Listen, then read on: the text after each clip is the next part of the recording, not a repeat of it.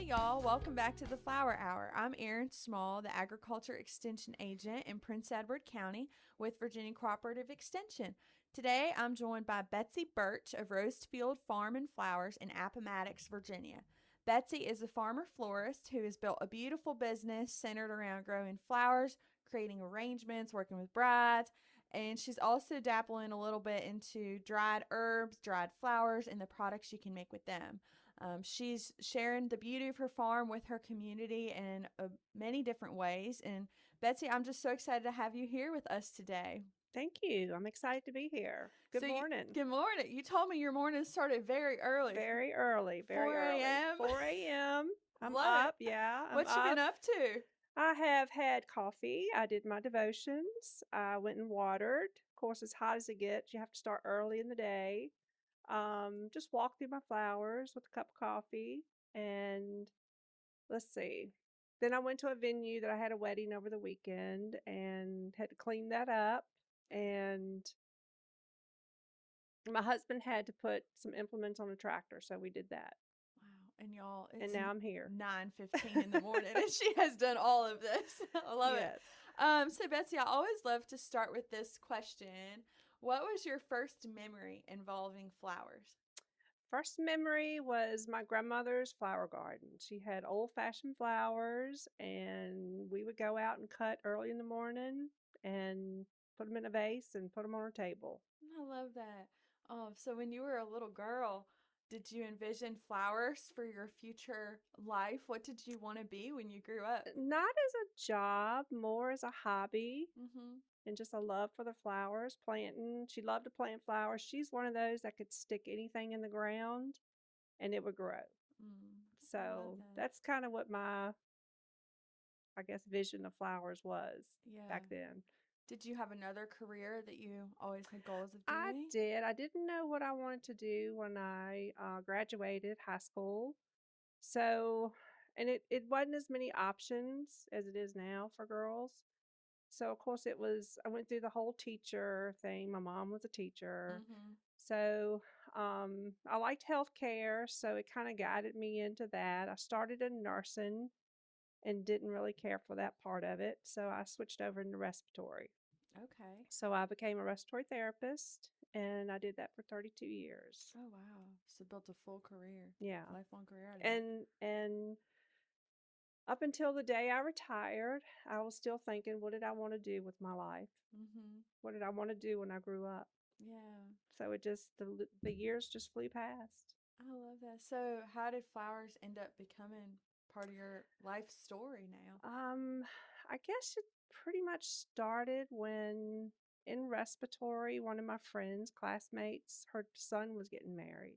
Mm. And she didn't have a lot of money. She was a single mom, putting herself through college, working full time.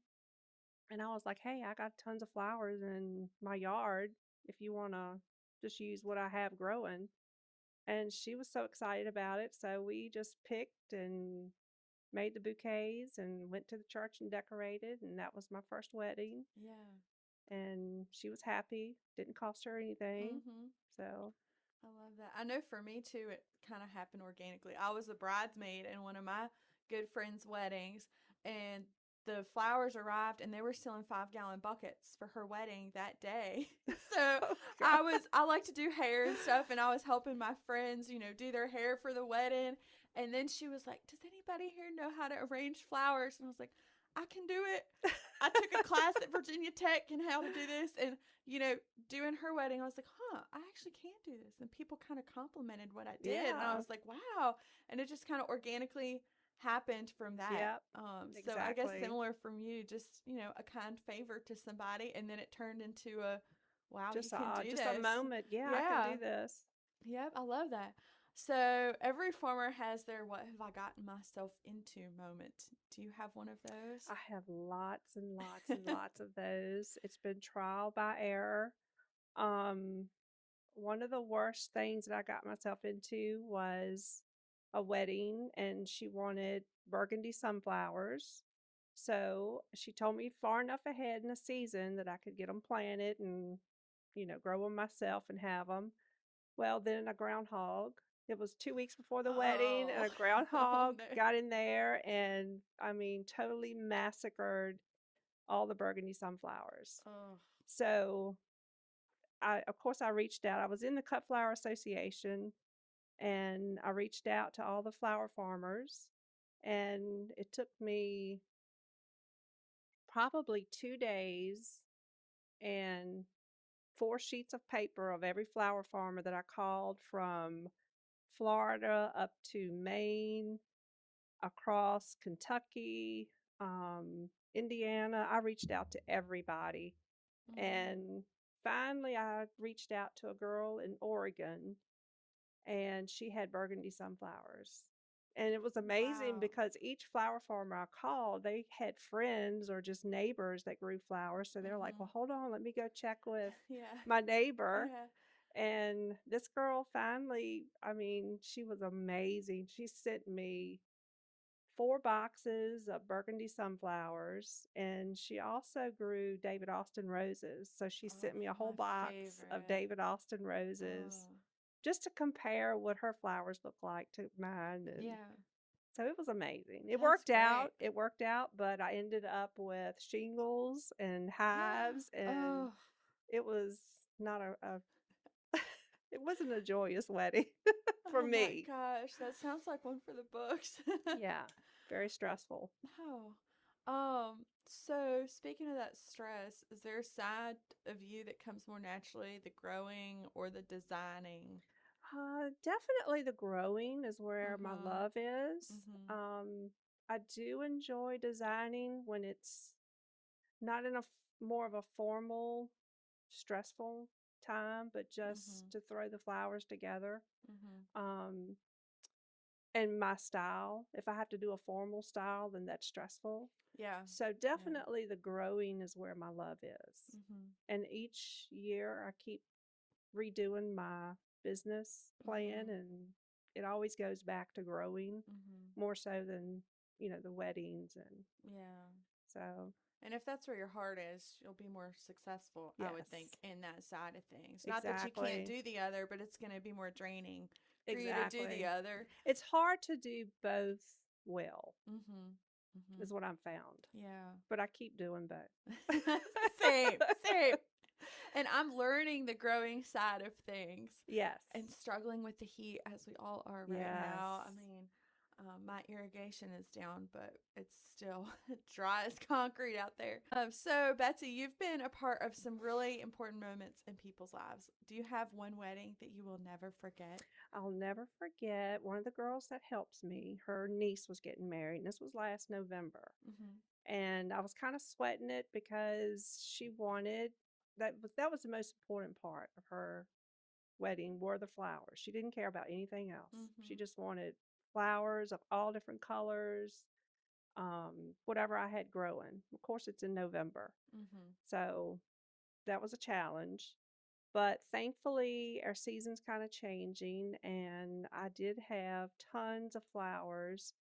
And of course, a bride like that, I go above and beyond. I really go overboard because Yeah. it's important to her and it's my love. Yeah. So, and she's very artistic, um, loves my style. So we just went crazy with her Yeah. flowers. And Oh, she was so overwhelmed. Of course, she still says that's her favorite part of the day for her I love flowers. that.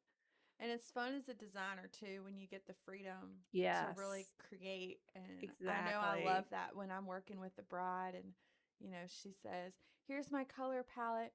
Do what you want. Here's your budget."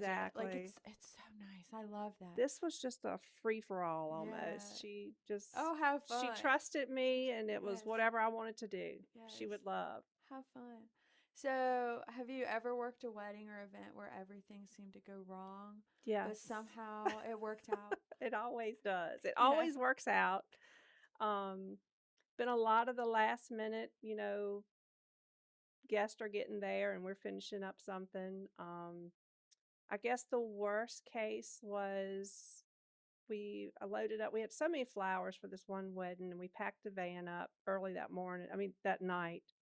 And I didn't realize the temperatures were going to dip down as low as they did. and I got up early that morning just to check everything, and we had a freeze and everything in the vehicle. Of course, it was white flowers, so everything Mm. that was in the vehicle packed ended up turning brown because Ugh. they froze. Um, so, of course, we did have to change the colors somewhat because we just got in touch with people all around us and gathered what flowers we could. Got to the ceremony site early and we just started redoing everything. And it was kind of fly by the seat of your pants, but Yeah. it ended up being beautiful. It Yeah. always turns out, but going through that Yeah. it's pretty bad. Yeah. It really tests you as a Yes, florist for yes. sure. I'm And sure the you, whole time yeah. you're thinking, what am I doing? Yeah. Um, so do you have a most meaningful reaction you've ever gotten from a bride or a customer? I think the girl last November was the most Mm-hmm. meaningful. Yeah. Have She yeah. truly, that was the most important thing besides getting married, Mm-hmm. but she just wanted beautiful flowers. Mm. I love So that that. was her reaction was the most Yeah. meaningful. That's great. And that's why we do it, Yeah, right? it makes you appreciate Yeah. what you do and It reminds you what you do. yes, Yeah. yes. And you it makes you thankful for the God-given talent because Mm-hmm. it is Yeah, for truly sure. God-given. Absolutely. Yeah. So, for the next part of the podcast, I want to touch a little bit on herbal teas, dried flowers, some of the products that you make. So, Yeah. I wanted to intro that with talking a little bit about the history of drying flowers. So, some of the earliest flower teas were actually made in medieval monastery gardens. Monks grew plants like chamomile, lavender, calendula, not just for healing, but for daily teas that they drank as part of their routines. In a lot of ways, they were some of the earliest specialty growers and plant preservers. I thought that was kind of cool. That is. Hibiscus has been brewed in Africa and Central America for centuries. Chrysanthemum tea has deep roots in China, and roses have long been steeped into drinks in the Middle East. I thought to bring it home as we're getting ready for our 250th anniversary as a country with independence, I'd throw this little fact in there. So, during the time of the Boston Tea Party in 1773, imported tea from Britain became politically, economically complicated in the colonies, and as a result, many households began turning to locally available plants. So things like dried raspberry leaves, mint, chamomile, other foraged herbs to brew their own tea substitutes. So, in a way, flowers and herbal teas became an everyday part of American life, both out of necessity and independence. So, I thought that would be kind of fitting to talk about. Betsy, I love thinking about that long history of people working with flowers in this way. And one of the things I love about your farm is how you transform plants into products like homemade teas and other dried products. You're adding value to your flowers when we find ways to extend the life of a flower beyond its bloom. So, walk us through your process a little bit. How do you decide which herbs and flowers to grow for teas or to use for teas? Well, starting out, how I got started in it, it was right during COVID. Okay. And of course, flower sales had dropped. Mhm. Weddings were obsolete pretty much. Yeah. So I had all these flowers, and I ended up getting a book, finding a book somewhere that was on herbal teas. Okay. So I started reading the book and looking at different recipes, and I thought, my gosh, I grow 99% of everything that was in these recipes. So start doing a little bit more research on how to dry them and what certain herbs do um, when they are in teas and what you can mix, your different recipes. So I just got out there and started picking and learning the process of drying, started hanging things in the barn, and then kind of I ended up buying a dehydrator Okay. and used that for a lot of things. But it's just been fun researching the flowers and of course, it's almost like this is where all of our flowers came from. Mhm. Of course, they've been modified and they, for cut flowers, they are constantly changing, the different, I don't know, how they grow them and Mm-hmm. all Different that. varieties. Yeah, Yeah. the different varieties. But the roots of them always go back Mm-hmm. to just your herbs. Yeah. And then being in the medical world, and there's a medicine for everything, and then finding out that the root of those medicines come from herbs, Mm-hmm. most of them. Yeah. So I just thought, well, let's just try it. So we started drying flowers and leaves and different herbs and just following recipes. That's awesome. So, what are some of the flowers and herbs that you do use? I use a lot of the echinacea. I have the chamomile, um, hibiscus, roses. We have tons of roses, so we dry the petals. Um, Gosh, it's just about any flower Hmm. that you can use. Are there any flowers that like would surprise people that you use? Um, Not really. I don't. Yeah. Something that's kind of like unique that people might be like, "Wow, I didn't know you could dry that for a tea." Um, I was surprised at hibiscus. That one Hibiscus. did surprise Mm-hmm. me that you could use that. Mm. The passion flower. Okay. And there are some flowers that you can use petals, but you're not supposed to use the roots or the Huh. stems because it can be poisonous. Oh So wow. yeah, it's Interesting. What are some of those? the passion flower Okay. was one of those. Huh. So you mentioned you dry your flowers. Can you walk us through a little bit of that process? Like, I don't know, give an example of a specific flower that you would harvest, what you're looking for in the field to know it's the right time to harvest that flower, and then kind of take us through that process. Um, the echinacea is probably the most popular. Um, and I do wait until that's fully in bloom. Okay. Um, and you can use all parts of the Okay. echinacea. So we'll pick that when it's in full bloom, and that one we will hang up in a barn. Mm-hmm. Um, that does have it's got a little bit of airflow in the barn, so you do want that to help dry. And then just as soon as that's dry, we'll just take the petals of it and just grind those up. I just put them in a little coffee grinder Mm-hmm. and grind them up. And we do store them in jars. We store all of our herbs in jars, dried Okay. flowers. Do you have to worry about pests or mold or anything like that in the Mold is drying a big process? thing. Mold is a big thing. Okay. We do have to watch that, and that's one reason you want your airflow Mm-hmm. so it doesn't mold. Okay. And a dark space Dark too. space. Sometimes we do set fans up if they're, Okay. if it's too still, Yeah. we'll set a fan up.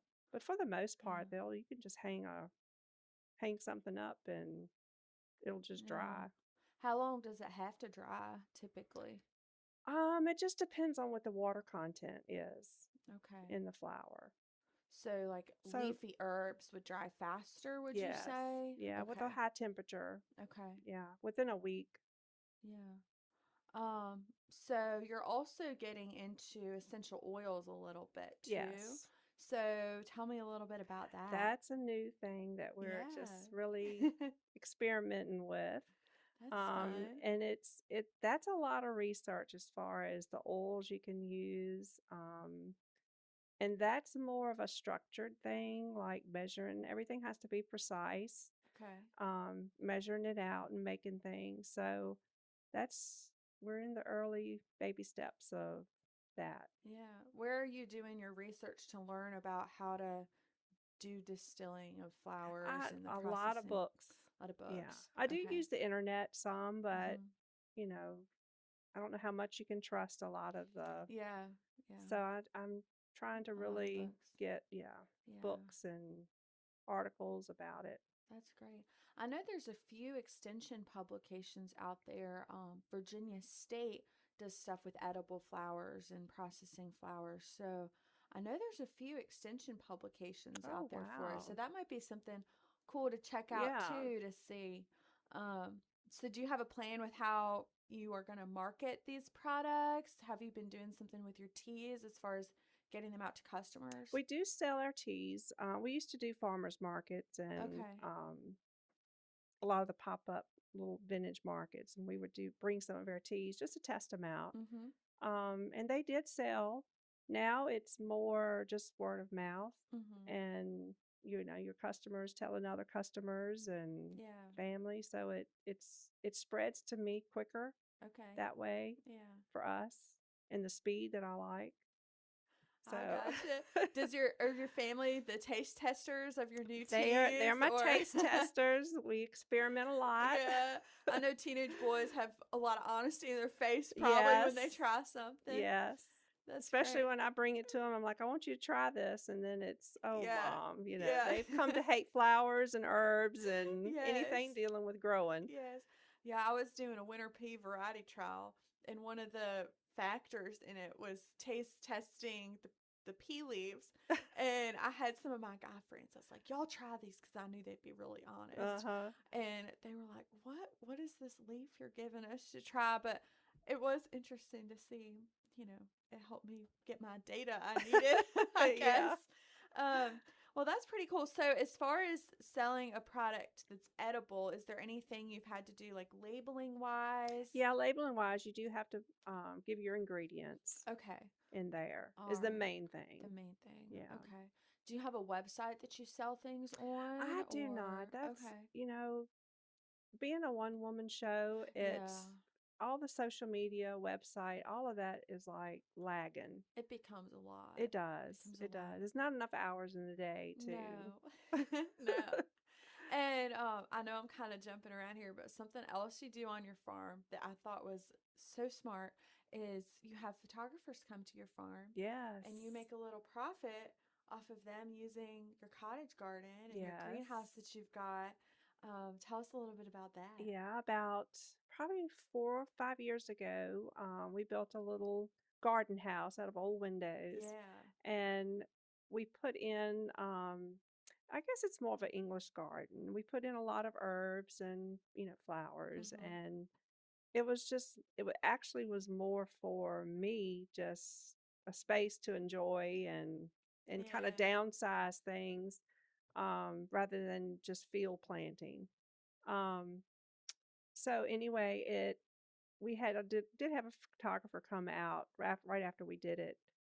Um, and she posted her pictures, and it just went like wildfire. That's awesome. Everybody wanted That's to come out and awesome. take pictures Uh huh. in the garden house. Um, so now weekly we probably have, gosh, at least 6 to 7 photographers that come out Wow. and do their pictures Yeah. with families. Or we do have one woman who brings she does a senior class, kind of a, I don't know, she starts early in the season and she follows the girls through a whole year Mm-hmm. taking pictures. So she Yeah. comes out regularly. And it's probably, other than weddings, one of our biggest money makers Mm-hmm. during the summer. Yeah. I could see that. And it's great for you because, I mean, you're maintaining these gardens anyways. Yes. So it sounds like a great avenue for somebody who might have a beautiful garden and looking for another Yeah. source of income. Yeah. That's Definitely. great. You've diversified into that. Do you have to have your agritourism license or anything like that for liability with photographers coming out there? We have our own. It's an insurance that we have through our homeowners Okay. that we use. Okay. That was accepted. Yeah, that's great. So, That's and awesome to know. that stands the case for weddings too. We Okay. have little micro weddings out there, so That's awesome. I love that that. covers that. Yeah, and your farm is so beautiful. Thank So beautiful. you. And I remember walking around, I'd find little coffee cups Oh around yes, around everybody. your garden. I said, "Oh, Betsy's been here. I guess Yes. 4 a.m. You're out. You're getting Yeah. ready to go out there." Yeah. So, And every um, little post will have a little remnant little coffee cup. coffee or a weeding tool or. Yes. Do you have a favorite weeding tool? I do, and I don't know the name of it, but it almost looks like a miniature sickle. It's got a little curved Huh. blade, Uh huh. and it's probably 12. It's a Japanese tool. Okay. Can't remember the name of it. But we've got My mom is my number one weeder, and we probably have 10 of them, Wow. and but they get lost in the gardens Uh-huh. very easily. So Yeah. that's another thing you'll run upon. But it's the best thing for weeding. That's It's awesome. amazing. I'll have to look Yes. that Yes. up. That's great. So, to kind of close it out, I want to do some rapid fire questions with you. Are you ready? I am. You ready? She's on the edge of her seat. All right.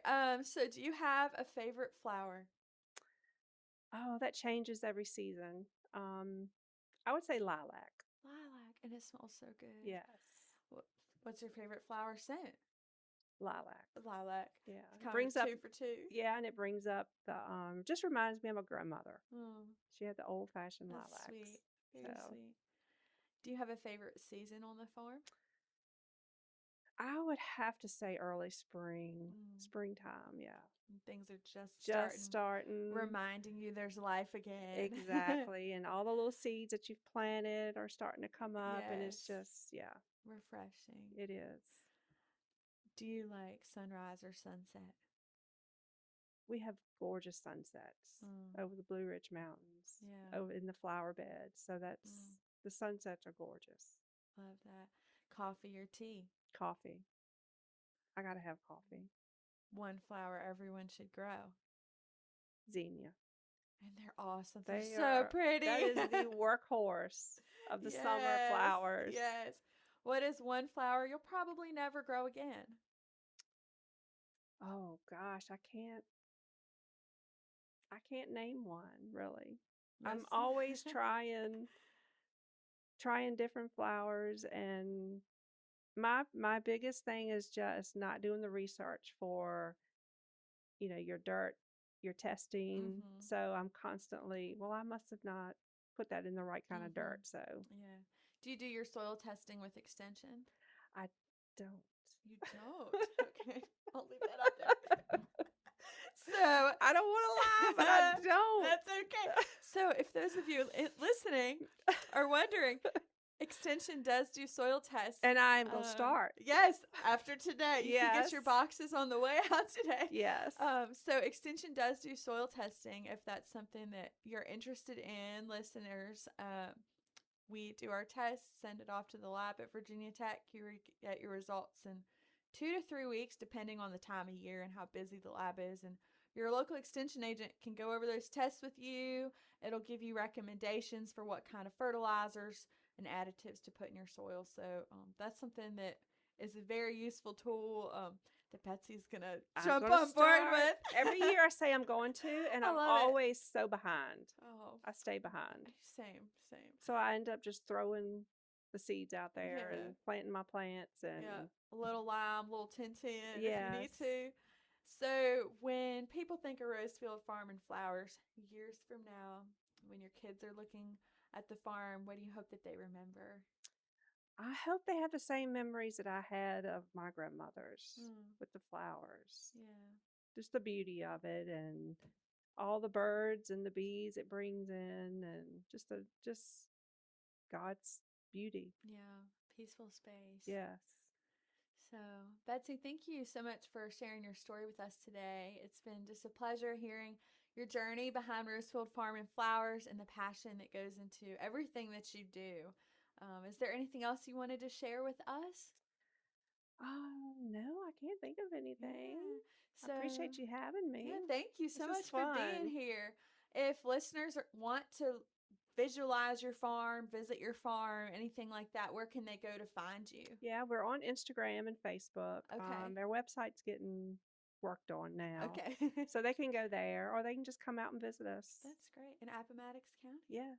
We have a lot of college girls that find us and just show up and want to take pictures. That's beautiful. So, if y'all enjoyed listening today, be sure to give the Flower Hour a follow, give this episode a like, share it with all your friends, and we hope to see you next time. Thank you. Thank you.